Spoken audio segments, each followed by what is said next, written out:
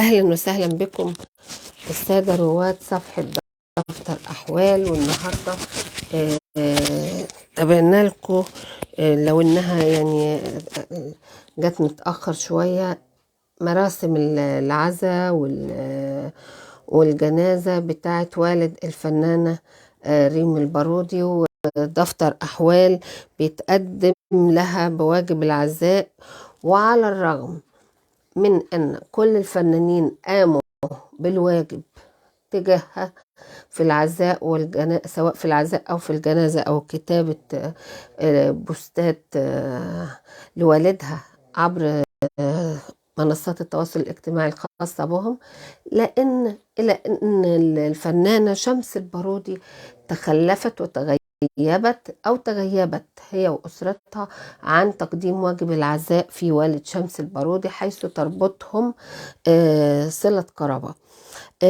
وفاة والد الفنانة ريم البارودي كان من يومين بعد صراع مع المرض. توفى والد الفنانة ريم البارودي بعد صراع مع المرض. كان يرقد في قسم الرعاية المركزة بأحد المستشفيات. وكشفت النجمة ريم البارودي تصريحات سابقة عن الحالة الصحية لوالدها، والذي تعرض مؤخرا ونقل على إثرها لأحد المستشفيات الخاصة. يعني هي طبعا زي ما اي حد بيحصل عنده حاجة بيفضل متابع بقى ويطلب الدعاء له واول باول. واحنا شايفين يعني الفنان محمد رمضان قايم بواجب العزاء. وكشفت الفنانة ريم البارودي في تصريحات سابقة عن الحالة الصحية لوالدها التي تعرض لها مؤخرا ونقل على إثرها لأحد المستشفيات الخاصة، وخضع لعمليات جراحية، موضحة أن والدها حالته كانت غير مستقرة وحرجة. وكانت على طول الفنانة ريم البارودي ربنا يصبرها، كانت على طول بتطلب من جمهورها الدعاء ومن أصدقائها، وقالت الحمد لله على كل شيء واللي يجيبه ربنا كويس. ريم البارودي أضافت أن أبوها كان يتواجد بالرعاية المركزة، وتمنت من الله أن يشفيه ويعافيه ويقومه بالسلامة. وكشفت ريم البارودي منذ أيام أن والدها تعرض لوعكة صحية وأجريت له عملية جراحية، وكتبت ده في منشور ليها عبر حسابها على انستجرام، وطالبت فيه من الجميع أن يدعو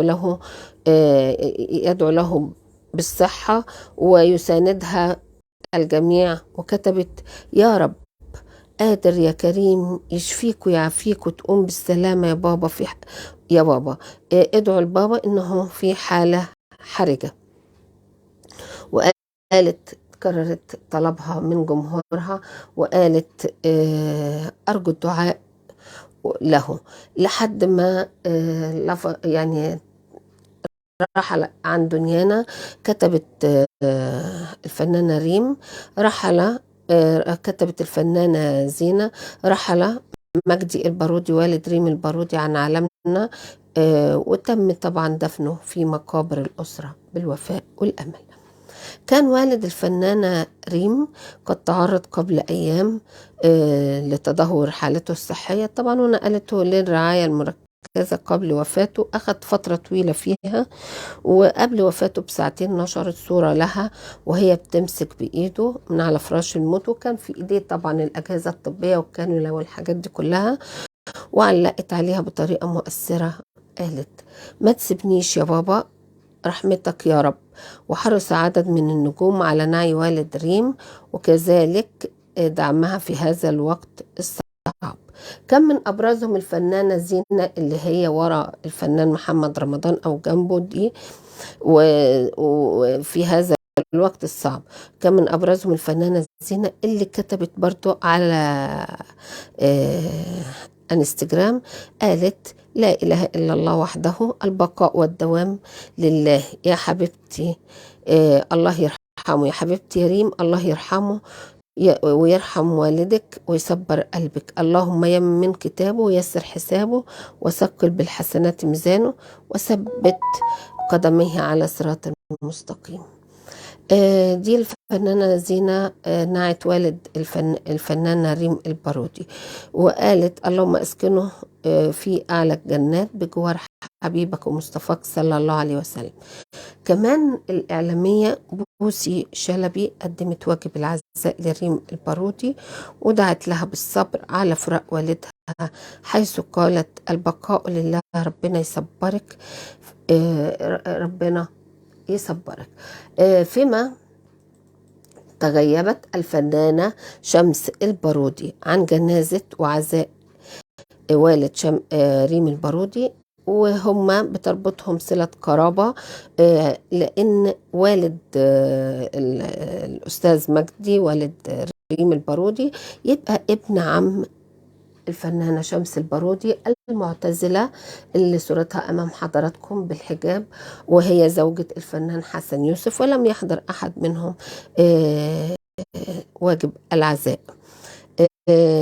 طبعا هي تغيبت تماما الفنانة شمس البارودي عن الجنازة وعن العزاء، وغابت عن جنازة ابن عمها والد الفنانة ريم البارودي، والذي رحل عن عالمنا بعد صراع مع المرض، حيث كان يرقد في الرعاية المركزة. واستقبلت ريم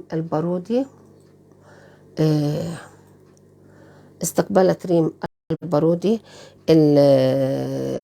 العزاء في والدها الراحل بمسجد الصديق بمدينة نصر. وكان من أبرز الحضور طبعا كان من أبرز الحضور كان فنانين كتير، وكان منهم الإعلامية بوسي شلبي، وكانت أول الحاضرين لتأدية واجب العزاء. وكان طبعا وأيضا شهد العزاء أول ظهور لريهام سعيد مع ريم البارودي بعد أزمة الخلاف بينهم وتصالحهم في الفترة الأخيرة، كما حرص الفنان محمد رمضان على الحضور، وواسى ريم البارودي واحتضنها وكبر رأسها ويدها كما قبل رأس والدتها. وحضرت طبعا الفنانة دينا فؤاد وزينة، وانهارت الفنانة ريم البارودي من البكاء أثناء تلقيها عزاء والدها، وحرصت على الجلوس بجوار ريهام سعيد لتسرد لها تفاصيل اللحظات الأخيرة في حياة والدها. أما عن الفنانة ريم البارودي، فهنقول إن هي كانت مؤخرا شاركت في مسلسل نقل عام كتبوا ورشة من المؤلفين الشباب، وأخرجوا عادل لبيب، وبطولة محمود حميدة وسوسن بدر وسميحة أيوب وأحمد بدير ودينا ومرهان حسن ومحمد محمود عبد العزيز ومحسن محي الدين وإيمان أيوب. دي كانت القصة الكاملة لمرض وجنازة وعزاء والد الفنانة ريم البارودي، واللي تغيبت عن جنازة والدها الفنانة شمس البارودي الفنانة الجميلة المعتزلة، ورحل والد الفنانة ريم البارودي عن دنيانا.